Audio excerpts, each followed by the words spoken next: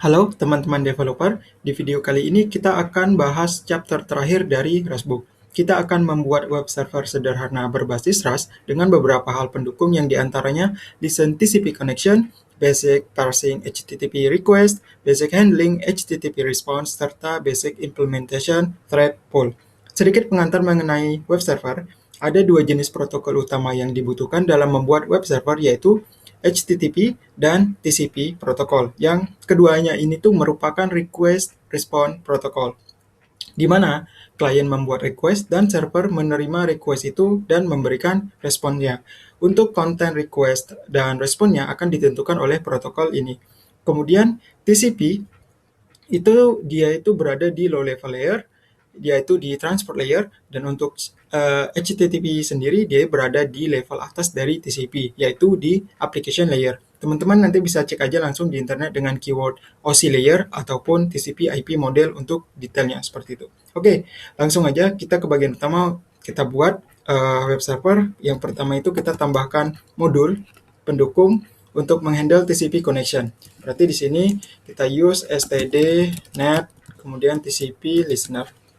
Dan kemudian di dalam main function kita buat variable begini, TCP listener bind, oke, 50-50 saja, kemudian kita unwrap. Dan for stream kita pakai for loop, listener incoming, di sini let stream dot unwrap. Oke, barulah di sini kita pindahkan, isinya kita ganti, pesannya connection established. Oke, ya seperti ini, connection established. Jadi di sampel ini kita buat akses untuk handle TCP connection melalui local address, yaitu 127.0.0.1 di port 5050, yang mana nantinya akan menampilkan pesan connection established saja di terminal, bukan di halaman web. Oke, TCP listener ini tuh adalah struct, dan juga di sini adalah bind function milik si TCP listener struct. Dia akan mereturn result, result yang berupa TCP listener instance, dan juga di sini kita bisa pakai unwrap karena kan dia ini result type. Lalu juga melalui instance TCP listener yang didapat, kita pakai incoming method yang akan mereturn iterator berupa urutan stream dari TCP stream type. Nah, masing-masing stream ini tuh adalah koneksi antar klien dan server. Kita pakai for loop untuk mendapatkan connection yang ada begitu. Dan kita juga pakai method unwrap lagi di sini untuk menghentikan program jika ada error pada connection attempts. Di sini kita itu bukan ngelooping koneksinya, tapi connection attempts-nya yang terjadi ketika klien mengakses web server. Karena ada kemungkinan connection error dengan beragam kondisi, seperti itulah kira-kira. Oke, ini saya coba running. Oke, kemudian ini saya gedein sedikit, lalu ini saya reload. Nah, oke, ini saya reload, muncul di sini teks connection established. Dan di sini di halaman web, maksudnya di halaman web di sini belum ada muncul apa-apa, karena kan memang kita belum kasih data yang mau kita serve tuh. Dan juga di sini kan jelas kita hanya tampilkan teks di terminal saja. Maka dari itu kita mungkin lanjutkan saja gimana caranya untuk membaca request dari browser. Kita akan handle langsung melalui fungsi aja deh biar gampang logiknya. Kemudian di sini saya masukin dulu modul yang kita perlukan. Itu ada di di sini kalau nggak salah. Karena ini sudah std juga, jadi kita pindah di sini. Ini net, ini ini koma. Ini koma. Di sini kita pakai io. Kemudian kita butuh preload, kita masukin semua, dan buff reader. Ya, buff reader. Kemudian ini satu lagi deh, TCP stream. Ya, seperti ini. Dan di sini bukan lagi print line, tapi kita pakainya itu nama fungsi yang mau kita pakai handle connection. Kita kasih si stream. Dan barulah kita buat di sini fn handle connection. Kita kasih mutable stream, tipenya TCP stream. Kemudian di sini apa ya namanya? Oh, ini aja, buff reader gini. Kemudian buff reader new mutable reference ke stream, lalu let http request, di sini tipenya vektor saja, lalu buff reader dot lines, kemudian di bawah sini biar rapi, sini closure-nya namanya result nggak pakai s.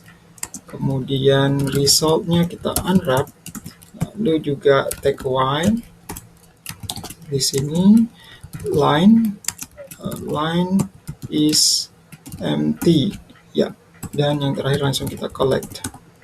Di sini barulah kita ambil si print line tadi, kita pindahin aja di sini.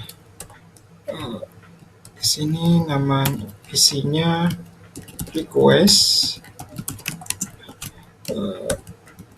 aku balik begini ya, kemudian http request. Nah, kira-kira seperti ini bentuknya. Oke, di sini kita gunakan stdio preload, dan stdio buff reader untuk membantu kita menghandle data dari stream.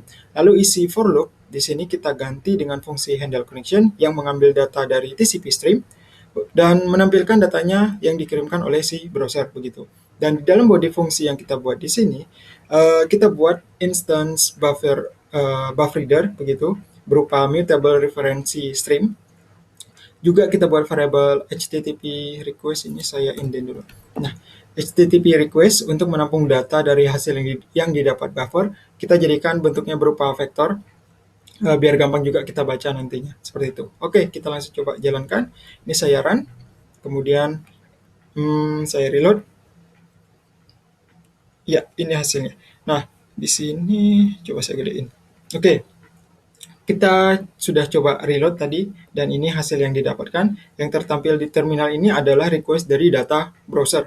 Dan juga muncul beberapa di sini ya. Di sini kalau kita 1, 2, 3, dan ya mungkin, nanti di sini udah muncul. Mungkin beberapa teman-teman juga nanti ketika coba itu akan muncul beberapa begitu ya.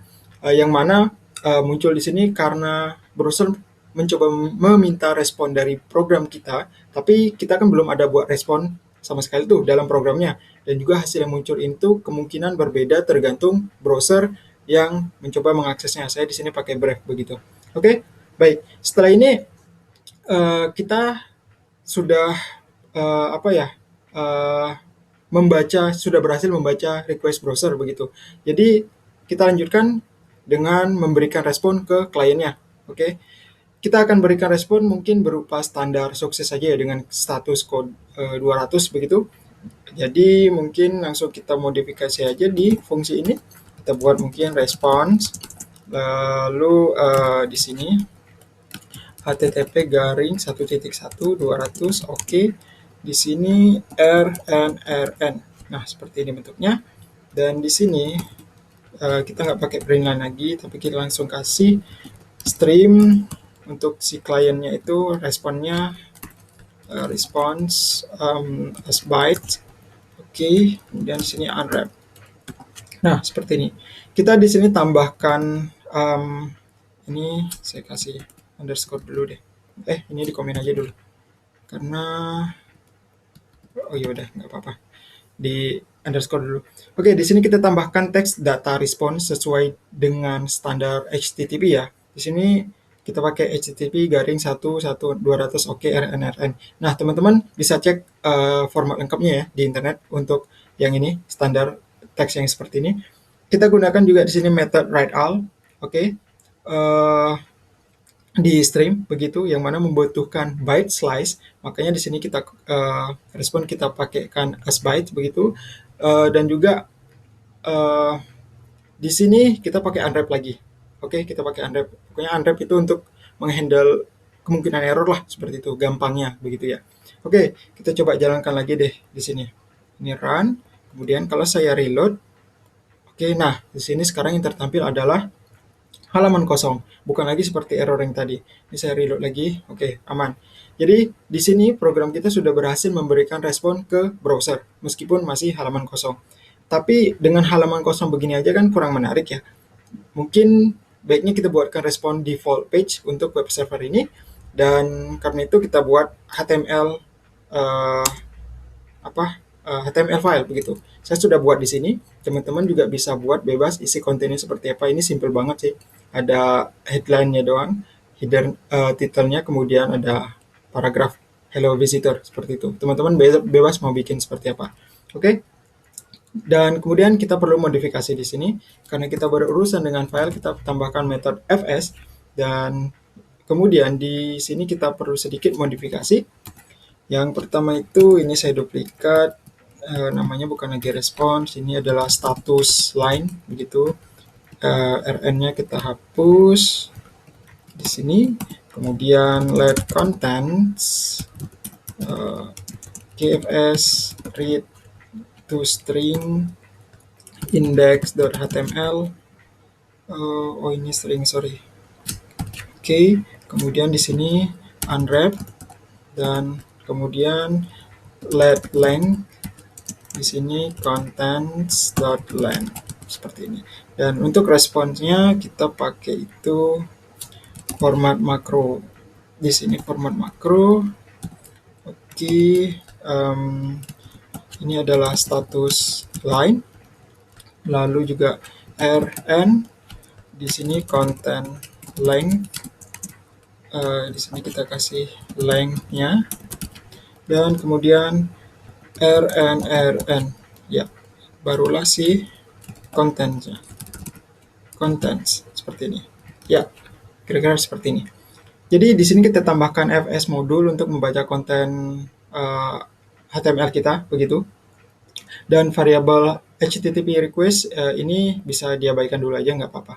Oke, sekarang web server kita ini harusnya sih udah bisa ngasih respon. Ini coba saya reload ya, saya running juga. Udah saya reload, nah di sini udah muncul nih. Saya reload berulang kali, Rust web server, ya hello visitor, sesuai isinya dengan konten HTML yang kita buatkan, yang udah dihandle di sini, seperti itu. Jadi sekarang web server kita sudah bisa memberi respon konten HTML yang ya meskipun hanya terbatas begini bentuknya, dan juga hanya statis ke konten yang sama meskipun kita akses URI yang berbeda. Semacam nih, misalkan ini saya mau akses ke tes. Nah, ini hasilnya tetap sama, atau ke baru begitu. Nah, masih sama begitu. Dan seterusnya lah. Jadi kan kayak gini tuh gimana ya? Harusnya kan nggak bisa ataupun nggak boleh begitu ya. Jadi baiknya kita tambahkan fungsionalitas untuk memeriksa request. Jadi kalau request ke URI root-nya yang di sini begitu, maka yang di-return adalah konten HTML default-nya seperti itu. Dan kalau request ke URI maksudnya ke URI lainnya, maka kita return error page. Mungkin seperti itu. Kita modifikasi lagi deh di sini. Jadi bentuknya itu sekarang yang di sini, ini request-nya kita hapus saja.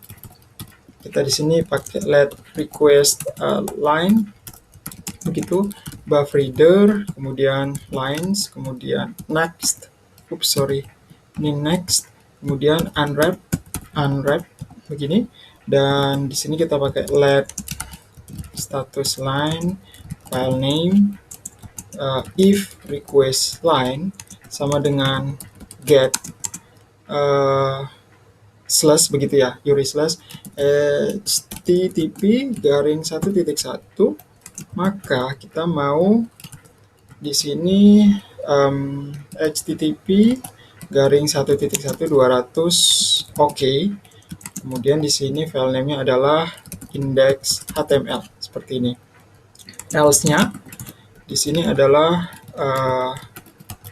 di sini kita kasih 404, dan juga di sini 404, tapi bukan oke, melainkan not found seperti ini ya. Dan di sini untuk status lainnya kita hapus. Untuk contents-nya ini masih sama ya, masih sama. Oh sorry, ini titik komanya ketinggalan. Baik. Dan oh ya, ini bukan lagi index tapi melainkan si file name. Karena kan kita sudah buat destructor di sini. Seperti itu. Oke, kalau teman-teman masih ingat, tadi kan outputnya dari HTTP request itu kan berupa vektor tuh yang berisi beberapa baris informasi dari request browser seperti itu. Nah, sekarang di sini kita nggak lagi pakai vektor, kita langsung ambil baris pertama dari iterator yang dihasilkan di sini, yang dihasilkan method lines menggunakan next method. Dan juga kita pakai 2 kali method unwrap, oke, yang masing-masing untuk menghandle error sih, untuk data instant dari si buffer seperti itu. Lalu kita juga pakai if untuk memeriksa apakah request yang masuk itu merujuk ke URI root yang selesai nih. Oke, ini saya sebutkan root aja begitu, biar gampang. Jika iya, maka langsung return konten HTML-nya. Yang mau kita return adalah index HTML. Tapi kalau ternyata bukan URI slash root yang ini, kita mau kasih respon yang lain, semacam mungkin respon 404 tentunya begitu. Karena di sini kan belum ada 404 HTML file, kita buat dulu di sini 404 HTML.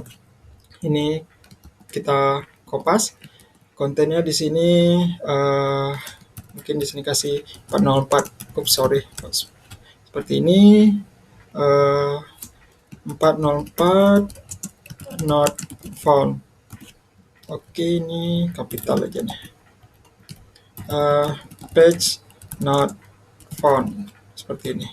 Ya, simpel aja sih. Bebas juga teman-teman mau bikin seperti apa isinya. Kemudian kita jalankan kembali. Ini saya running, oke, nggak ada yang error. Ini saya reload, aman. Tapi ketika kita ngakses selain URI slash, maka akan muncul not found. Ini coba lagi jalan misalnya. Nah, ini juga sama, not found gitu. Jadi sekarang web server kita ini sekarang sudah bisa dikatakan udah jadilah gitu, meskipun cukup simpel begitu ya, simpel banget. Dan juga ya saya rasa mungkin belum cukup sampai di sini aja begitu. Sekarang kan web server ini cuma bisa menghandle satu request saja tuh, yang jadinya request untuk proses yang pertama haruslah kelar dulu, baru bisa lanjut ke yang berikutnya seperti itu. Kita akan coba modifikasi lagi program ini biar kita bisa handle multiple request di video selanjutnya aja sih, biar durasinya nggak terlalu lama. Jadi saya rasa mungkin sekian dulu untuk video hari ini, dan sampai ketemu lagi di video selanjutnya.